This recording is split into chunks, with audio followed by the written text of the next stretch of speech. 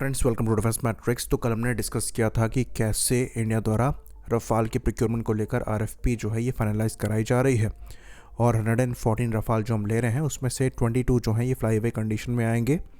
बाकी के जो 92 हैं ये हम इंडिया में मैन्युफैक्चर करेंगे। तो फ़िलहाल जिस तरीके की रिपोर्ट्स हैं उनके हिसाब से मैक्सिमम नंबर इनमें रफाल F4 के होंगे।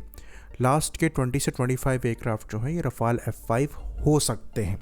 ऑल्दो द प्रिंट की जो रिपोर्ट थी उसमें इसका कंफर्मेशन नहीं आया है, वहाँ रफाल F4 की ही बात हो रही थी। और इस रिपोर्ट में इवन ये भी मेंशन किया गया कि जो रफाल F3R है उनको भी F4 स्टैंडर्ड में अपग्रेड किया जाएगा।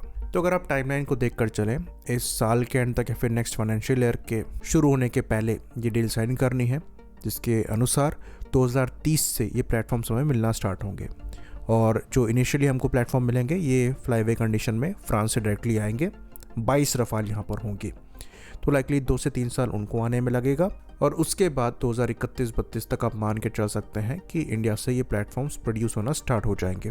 यहाँ भी percentage of indigenisation ultimately 55 to 60% reach करेगा। और ये भी हमने कल एक्सप्लेन किया था कि परसेंटेज ऑफ इंडिजनाइजेशन का यहाँ मतलब ये नहीं है कि इंडियन कंपोनेंट्स लगेंगे, बल्कि जो कंपोनेंट्स यहाँ लगे हैं उन्हीं को लोकलाइज किया जाएगा और 60% लोकलाइजेशन अचीव किया जाएगा। तो एक इम्पॉर्टेंट सवाल यहाँ पर उठ जाता है और वो ये है कि अगर आप 2031-32 में इंडिया से रफाल को रोल आउट करने वाले हैं, उसमें अगर ये F4 स्टैंडर्ड के ही रफाल होंगे तो क्या वहाँ पर हम गलती नहीं कर रहे होंगे? ऑल्दो अभी इसका कंफर्मेशन नहीं है कि ये F4.1 होंगे कि 4.2 होंगे। F4 में भी 2 वेरिएंट्स हैं यहाँ पर। 4.2 जो है ये अभी रोल आउट होने वाला है, 4.1 ही अभी चल रहा है। तो F4.2 भी अगर हम मान लेते हैं तो उस टाइम तक रफाल के F5 वर्जन्स जो हैं ये रोल आउट करने का प्लान है, जिसमें T-Rex इंजन लग कर आएगा, जो कि ज़्यादा पावरफुल इंजन है। थ्रस्ट नंबर वहाँ पर सिग्निफिकेंटली इंक्रीज होगा। जो अभी M88 इंजन 75 किलो न्यूटन का मैक्सिमम थ्रस्ट प्रोड्यूस करते हैं पर इंजन, वो 90 किलो न्यूटन का प्रोड्यूस करेंगे। तो एयरक्राफ्ट की परफॉर्मेंस सिग्निफिकेंटली इंप्रूव होगी। साथ में गैलियम नाइट्राइड बेस्ड एवियोनिक्स का इस्तेमाल होगा, जिसमें रेडार्स और EW स्वीट इसमें बदलाव आएंगे और मैन अनमैन्ड की कैपेबिलिटी होगी। तो ये भी 2030-32 के अराउंड फ्रांस रोल आउट करेगा। यानी कि जब फ्रांस F5 रोल आउट कर रहा होगा और ख़ुद के लिए इंडक्ट कर रहा होगा तो हम F4 स्टैंडर्ड सर्विस में इंडक्ट कर रहे होंगे। इवन हमारे जो खुद के प्लेटफॉर्म्स होंगे, जिसमें तेरस Mark 1A जो कि उत्तम के साथ आएंगे, फिर Mark 2 और फिर Su-30 MKI में जो अपग्रेड हम करेंगे, इन सब में gallium nitride based AESA radar और जैमर्स का इस्तेमाल किया जा रहा होगा। वहीं पर Rafale gallium arsenide based electronics का इस्तेमाल कर रहा होगा, जो कि ज़्यादा पावर हंगरी है और परफॉर्मेंस में 20 से 30% लैग करते हैं। यानी कि जितनी रेंज सेम मॉड्यूल्स में गैलियम नाइट्राइड वाला रडार देगा, उससे 20 से 30% रेंज गैलियम आर्सेनाइड में आपको कम मिलेगी। तो एक अच्छा अपग्रेड है gallium nitride based avionics sweet का इस्तेमाल करना, जो कि हम करने वाले हैं, पर रफाल में वो चीज़ लैग हो रही है। तो इसका ध्यान रखना बहुत ज़्यादा ज़रूरी है। ऑल्दो लास्ट के बैच जो कि 25 के अराउंड प्लेटफॉर्म्स हैं, उनमें कहा जा रहा है कि F5 स्टैंडर्ड हो सकते हैं, लेकिन ये हमें इंश्योर करना चाहिए कि कम से कम आधे रफाल तो F5 स्टैंडर्ड के हों ही, क्योंकि ये गलती हम पहले कर चुके हैं। Su-30 MKI के जो मेजर ऑर्डर हमने दिए थे उसमें सारे ही 2002 से जो 2022 तक 20 साल जो डिलीवरी हुई है, ये सब एक ही स्टैंडर्ड के एयरक्राफ्ट की हुई है, जबकि आधे जो एयरक्राफ्ट हैं वो अपग्रेडेड होने चाहिए थे। तभी सुपर सुखोई को लेकर आज हम परेशान हो रहे हैं और इतने बड़े एयरक्राफ्ट हमें एक साथ अपग्रेड करने पड़ेंगे। अगर आप इतना बड़ा ऑर्डर दे रहे हैं तो बैचेस में उनको देना और बैचेस में डिफरेंट वर्जन्स को देना ज़्यादा सेंस बनाता है। इवन मिराज के अपग्रेड में हमको परेशानी हुई थी। जो अपग्रेड पैकेज 2001-2002 के अराउंड रोल आउट करा था, वो हमने 2014-15 के अराउंड किया है। तो 10 साल वहाँ पर हमने वेस्ट किए थे और इसलिए ये अपग्रेड पैकेज जो है ये 10 साल में ही आउटडेटेड नज़र आ रहा है, जबकि ओरिजिनल टाइमलाइन के हिसाब से अगर हमने किया होता तो 20 साल तक कम से कम ये अपग्रेड पैकेज वैलिड रहता।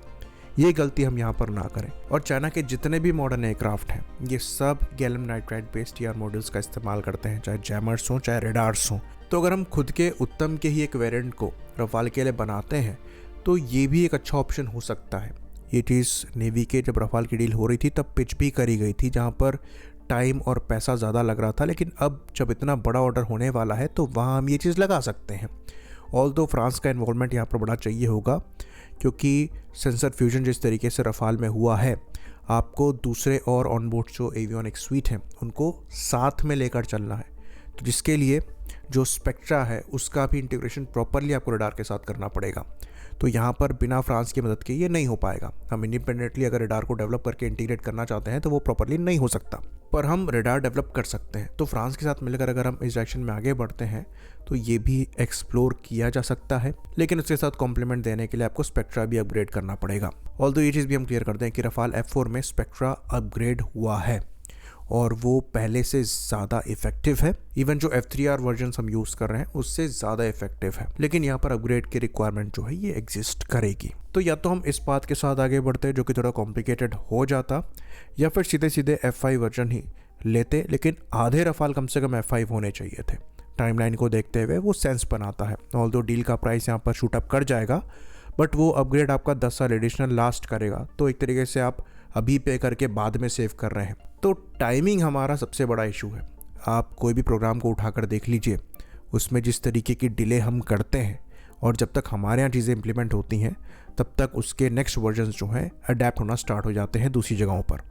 जैसे कि Su-30M का जो अपग्रेड हम देख रहे हैं, अभी रशिया अपने प्लेटफॉर्म्स को अपग्रेड कर भी चुका है ऑफ़र करके, वो ऑफ़र ख़त्म भी हो गया। हमारा अभी कहाँ स्टेटस है कुछ पता नहीं है। मिराज के अपग्रेड में भी सेम केस हुआ। रफाल प्रोक्योरमेंट जो हम अभी देख रहे हैं ये एक्चुअली 10 साल पहले हो जाना चाहिए था, क्योंकि अभी हमारे पास नंबर्स नहीं है, इसलिए हम 29 से 30 स्क्वाड्रन के बीच में झूल रहे हैं। तो जब 36 रफाल लिए गए थे तभी हमें 126 रफाल की बात करनी चाहिए थी, और F4 स्टैंडर्ड का नेगोशिएशन उस समय ही हो जाना चाहिए था। और अब जब F5 की बात हो रही है तब हम F4 नेगोशिएट कर रहे हैं। सेम चीज़ 5th जनरेशन फाइटर प्लेटफॉर्म्स को लेकर भी है। FJFA का मामला लेकर हम इतने साल घूमते रहे, लास्ट में कुछ हुआ नहीं। उसके बाद आमका की तरफ आगे गए, आमका भी अब पता लग रहा है कि 10 साल बाद आएगा। तो फिर यहाँ पर 5th जनरेशन फाइटर प्लेटफॉर्म्स के प्रोक्योरमेंट को देख रहे हैं, और फिर Su-57 को लेकर चर्चा हो रही है। तो समय जो हम बर्बाद करते हैं और हमारी जो प्लानिंग है वो जिस तरीके की रहती है, ये डेफिनेटली एक एरिया है जिस पर हमें काम करने की रिक्वायरमेंट है। रफाल का प्रोक्योरमेंट बुरा नहीं है, ये सेंस बनाता है अगर आप इन प्लेटफॉर्म्स को तुरंत ऑपरेशनलाइज करना चाहते हैं, क्योंकि आप पहले से इनको ऑपरेट कर रहे होंगे और 10 साल का एक्सपीरियंस इनको लेकर आपके पास होगा। लेकिन उसमें भी अगर आप मैक्सिमम F4 स्टैंडर्ड के लेंगे जब फ्रांस खुद F5 ले रहा होगा, तो ये कोई समझदारी नहीं होगी। लास्ट बैच आप F5 लीजिए, उसके बाद फिर जो F4 स्टैंडर्ड है उनको फिर F5 में अपग्रेड करिए, ये महंगा हो जाएगा। बेटर ये है कि कम से कम 50% F5 लीजिए, 50% F4 लीजिए। खैर, अब इस पर डिस्कस करने का कोई फ़ायदा नहीं है, चीज़ें डिसाइडेड है, जो डील होनी है वो होनी है। RFP बन रहा है, इसका मतलब ये है कि ऑलमोस्ट चीज़ें डिसाइड हो चुकी हैं। आई होप इन्फॉर्मेशन यहाँ पर क्लियर रही हो। इसी बात पर इस वीडियो को हम ख़त्म करेंगे। लाइक करिए, सब्सक्राइब करिए। जय हिंद।